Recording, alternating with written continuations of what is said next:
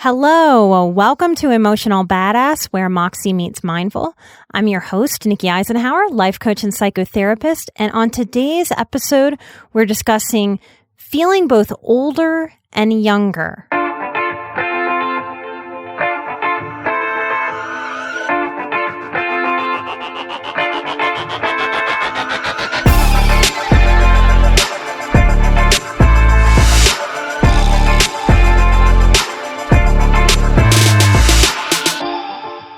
I want to use one of my favorite books and authors today to help talk more about what it is to come from a toxic family so that we can understand ourselves with more depth and compassion.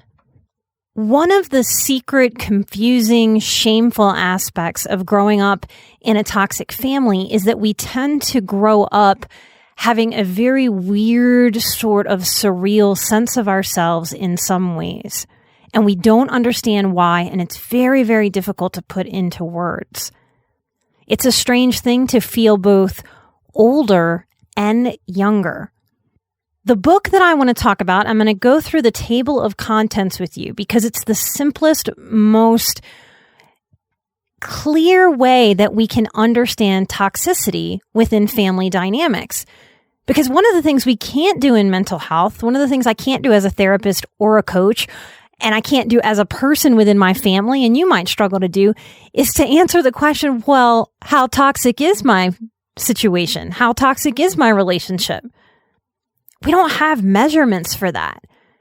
So we have to sort of intuitively go through this material to help ourselves gauge that in relating to our families, how much is toxic for any one person and why, so that we can start to figure out what boundaries we need to be able to grow into the calm, centered, whole life experience that seekers tend to be looking for when we're healing from difficult family dynamics. Now, Susan Forward is one of my favorite authors. I recommend her a lot. If you see me in videos on the live stream at Patreon, I'm often holding up either her book, Toxic Parents, or Emotional Blackmail. Because these are the books that help us understand manipulation. These are the books that help us unravel gaslighting. And the thing with gaslighting, manipulation, is that lots of people that manipulate and gaslight have no idea that they're manipulating or gaslighting. Some very much do, but many, many, many don't. It's just how they've developed and how they relate. And when that doesn't go explored and excavated and mindfully looked at to evaluate, ooh, is this healthy? Is this what I want to do for my children? Without that self-reflection and insight, these patterns continue down our family lines for generations and generations. So I know that many of you who listen to Emotional Badass, who come and participate on Patreon, who follow me on social media, very much y'all are sort of carrying the torch of not with me, not on my branch of the family tree. I'm going to end the cycle of abuse, of neglect, of toxicity. It ends with me. And that's what you're here for. It's why you're listening to my voice and downloading this podcast week after week. So I want to introduce you to the beautiful healing book, Toxic Parents, Overcoming Their Hurtful Legacy and Reclaiming Your Life by Susan Forward, Forward. Now, let me just introduce you to how she has this book laid out, because one of the issues that I know you struggle with if you listen to the show is overwhelm. Not only are we in a modern age where we are overcome with details and customer service and emails and just so much comes at us, that in our healing process, we don't have so much time and bandwidth to dive in the way we might if we could check out of our lives and just do recovery for 6 months. So I really like this book because you don't have to read it cover to cover. Now, many of you will get it and devour it cover to cover because it's so freaking interesting and unlocks so much. But here is how Susan Forward categorizes toxic parents. Chapter 1 is the godlike parents, the myth of the perfect parent.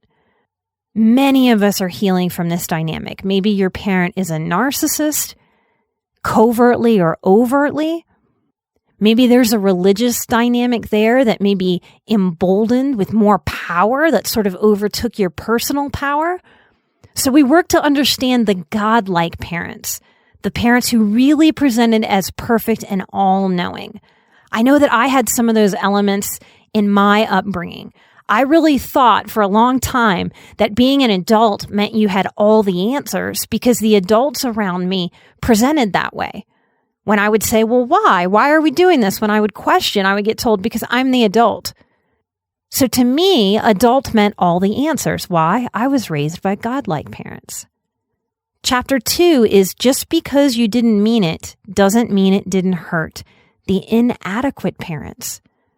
Now, this is a place that we really talk about in my boundaries course, because in some ways, in my story, I'm grateful for, at this point, I wasn't when I was younger, but at this point in my life, I am grateful for the level of toxicity in my family because it was so clearly toxic to me along the way that it gave me some permission to have some very strong boundaries.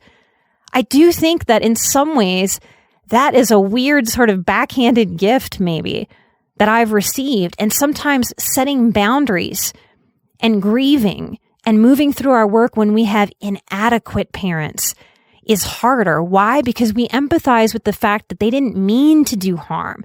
There wasn't any viciousness or darkness there necessarily. There was just simply not knowing. Some of you have been raised by very, very young parents who just were inadequate. I've been talking out about poverty after someone asked me to talk about that more. I think there are aspects of poverty. If you were raised by a single mom who was working her ass off, there's a certain inadequacy. If we don't have enough money to live in this culture and to have choices, there may be some things that just wind up being sort of inadequate. Chapter 3, why can't they let me live my own life? The controllers. So we can see how if I had godlike parents who thought they knew everything, that they would also fit into being super controlling. Where do your parents fit into your psyche and into your actual life? Every now and then in my career, I've met someone who is parentless. Their parents have passed, but they still live as if their parents are controlling them. Why? Because they're in their psychology. Do you come from controllers? And how do you process that in the world? What do you do with that? Chapter 4 of Toxic Parents by Susan Forward. No one in this family is an alcoholic. The alcoholics. Now that's a very telling name to a chapter because a big part of alcoholism in families isn't just about somebody drinking a whole lot of alcohol. It's about the dynamics that ensue around that.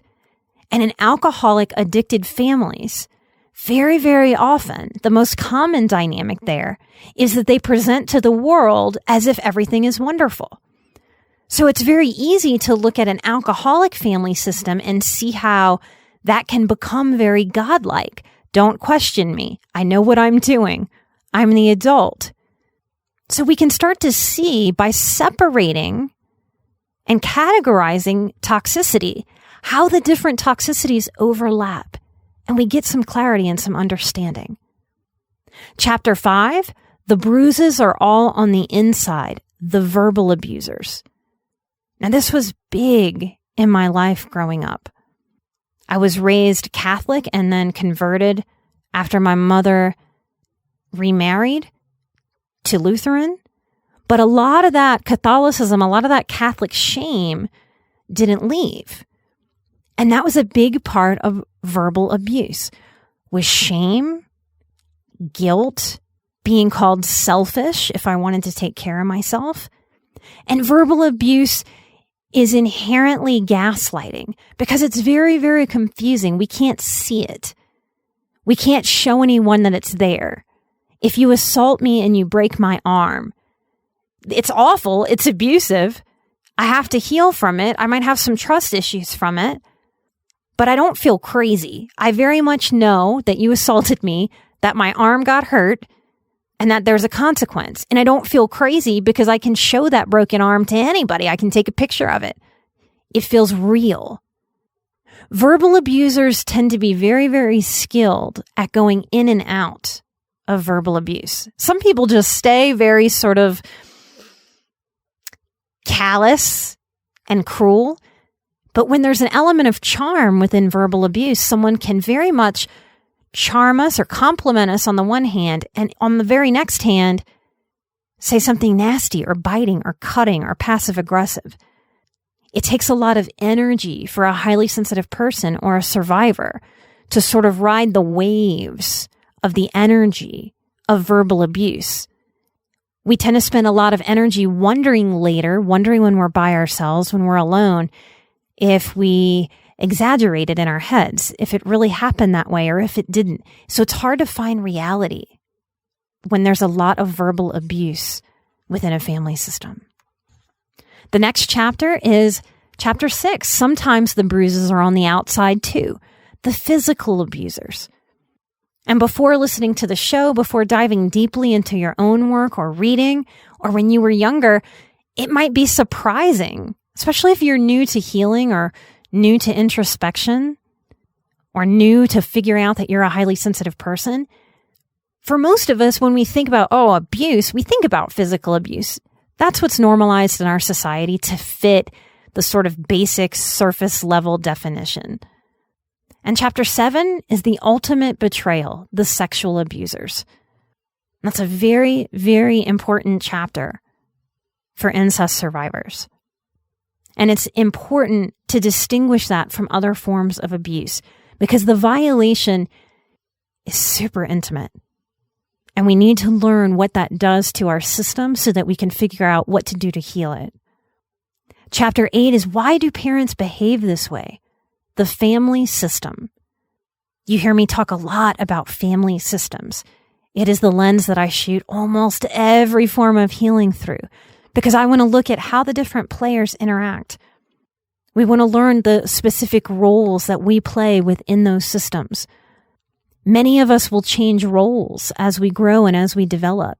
And the family system doesn't like when we change. There's not a lot of permission in toxic family systems to try on different roles, to change, to evolve, to grow, to try new things, to risk.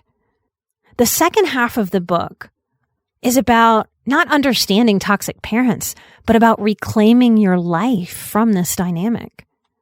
Chapter 9 is you don't have to forgive. And this is a huge one. And it's part of why it's important to be that I help people find their own personal spirituality. Because in a lot of spiritual literature and the message from a lot of spiritual gurus and healers in the world is that we must forgive. And I push against that.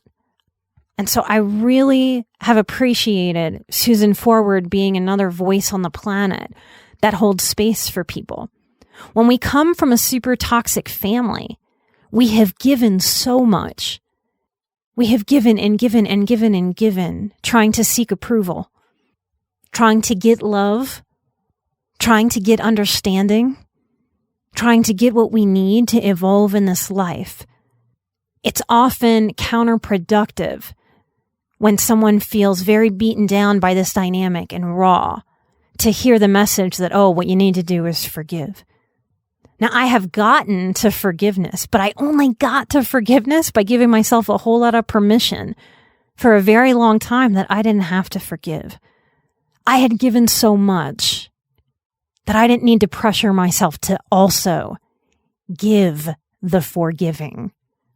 And I think when we let go of the grip that we should or we must or we have to, when we feel forced or backed into a corner to forgive, that's not the energy of forgiveness. And maybe that's how forgiveness works, that I first must forgive myself for not wanting to forgive or not being able to for a long time. And maybe from that forgiveness of myself, it was natural without even trying to get to a place of forgiving my abusers. And that's something that I do for me. It's not something that I have to show up and do with them. It's something I give from my heart space for me. Chapter 10 is I'm a grown-up. Why don't I feel like one? And that's kind of where I started this episode. In all of this toxicity, we don't get our needs met. And logic says when we don't get our needs met, we'd go elsewhere to get our needs met. Kind of like feeding a stray cat. You know, that cat has a logic. If I put food out for it and it gets fed, it's going to keep showing up.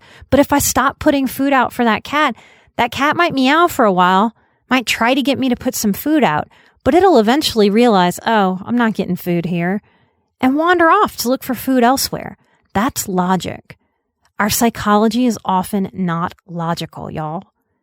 So what happens in this approval seeking that is set up by toxic family systems? Our psychology kicks in and overrides logic.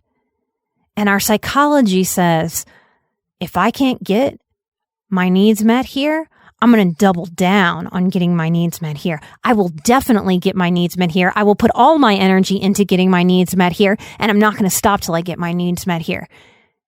This may be why highly sensitive people coming from toxic families are so freaking exhausted. And it keeps us in a little kid mode. Can you see that? By needing approval and continuing to seek it, it's as if we disallow a part of ourselves to grow up and past approval seeking. I've often wondered if it wouldn't be a wiser definition of psychological adulting if we considered self-approval as part of what proves adultness. There was very much a shift for me. The more that I offered my self-approval instead of seeking approval from people who didn't have it to give me, the more I grew my younger parts up. And what happened over time for me, and happens for many of my clients, is that self-approval is what starts to disentangle us from the enmeshment of all of this toxicity. The self-approval is what allows the inner child to stop looking like the cat looking for food at this family that won't put food out. Reparenting ourselves and giving our inner child what he or she always has needed helps grow that part up. And it's not that we will never, ever, ever seek anyone else's approval. That's the nuance of this. That is the art form of this type of healing. None of this stuff is black and white. But I want to make sure that I have people in my life that can give equal measures of fair and heart-centered critical feedback and approval. That's what develops strong trust and an adult-to-adult mature relationship. It's quite natural in these toxic family systems for very small children, sometimes starting out at 3, 4, and 5 years old, to be what we call parentified. That means that I was a mini adult, especially as an HSP and an empath. I can look back now and understand that I was observing the adults around me. And I very much knew, even though I couldn't articulate or put into words, that a certain amount of adulting just wasn't happening around me. That's a good explanation of why my little nervous system was probably activated a whole lot of the time. It's hard to feel safe as a child if on some level I don't trust the adults around me to adult. It's hard for a little system to feel calm and centered and safe and whole if I'm on guard. For a parent that's supposed to be the safe place for me to fall will lash out at me in an immature way, in a godlike way, in an all-knowing, all-controlling type way, and in a shaming way. So what happens to a lot of us is that we grow up both feeling older because we've been little grown-ups since we were little, and then in different moments where we're triggered, we feel very young and inadequate. This is why I'm on fire about inner child work, because it is the only thing that I have found with myself and with the clients that I work with that actually helps heal and get us to where we want to be. And what we want is stability, confidence, peace, security. It's very hard to get that if we're triggered and we go back to feeling 5 years old in our adult body. I'll go through the rest of the chapters quickly just so you can hear them. Chapter 11 of Toxic Parents by Susan Forward is the beginnings of self-definition. Can you hear how important it is to self-define if our families have sort of overpowered our definition of ourselves? Chapter 12 is who's really responsible? Responsibility and personal ownership is the only way that we evolve past what's toxic. Chapter 13 is confrontation, the road to independence. How many HSPs out there in the world who are listening to this right now will describe themselves as conflict avoidant? And of course we're conflict avoidant. If we're smart people, we're conflict avoidant. Unless we have a real anger issue and an aggression issue, most of us want to smartly avoid conflict. It's exhausting. But if we come from toxicity, we've learned that conflict is toxic. And that's not true, guys. Conflict is necessary. Conflict is healthy. But we have to learn how to do that with healthier people. It's part of why I have this conversation with almost every client I've ever had. Hey, there's going to be something that I say to you at some point that pisses you off, or you disagree with, or I put my foot in my mouth, I'm going to upset you. It's very important that you name that as soon as you can, in the moment, or as soon as you can later, so that we can work through it. How else do we practice letting go of conflict avoidance and growing into reasonable confrontation skills if we don't start with a therapist or a coach, with somebody who's safe, that we've chosen, that understands how to do this? The mistake most of us make, I go over this in the boundaries course, is that we show up at something like my boundaries course or therapy, and we want to learn all the things, and then we want to turn around and we want to do confrontation with the absolute hardest people in our lives to confront, our family members. I think of myself as a life strategist for people. I almost called myself that instead of a life coach. And there are better strategies. So I encourage people to disagree with me, to practice some conflict with me in session or in a live stream, or in one of my courses where I teach live. Because that's where we start to get the muscles for that. But we've got to practice it with people who can receive that and know how to do healthy conflict for us to grow into it. And then we go out into the world and we model healthy conflict and confrontation for other people. That's why healing is exponential. The last 2 chapters, or the last 3 chapters actually, are about healing the incest wound, breaking the cycle, and the final chapter or epilogue is letting go of the struggle. And that's where we go from surviving to thriving. And you deserve that. You deserve that at the age you are now. You deserve that when you feel ancient, like an old soul, wiser than your days and years on the planet. And you deserve that even if you still get triggered, especially if you still get triggered and feel small or young or vulnerable. Susan Forward's book is Toxic Parents: Overcoming Their Hurtful Legacy and Reclaiming Your Life. Every week, me and the team here that we are building at Emotional Badass, we receive messages of gratitude and relief from people who are finding the show, finding strength in their survivorship, and figuring out that the sensitivity that they've always felt timid about, or like as if something was broken, they're finding strength in it by realizing that they're highly sensitive people.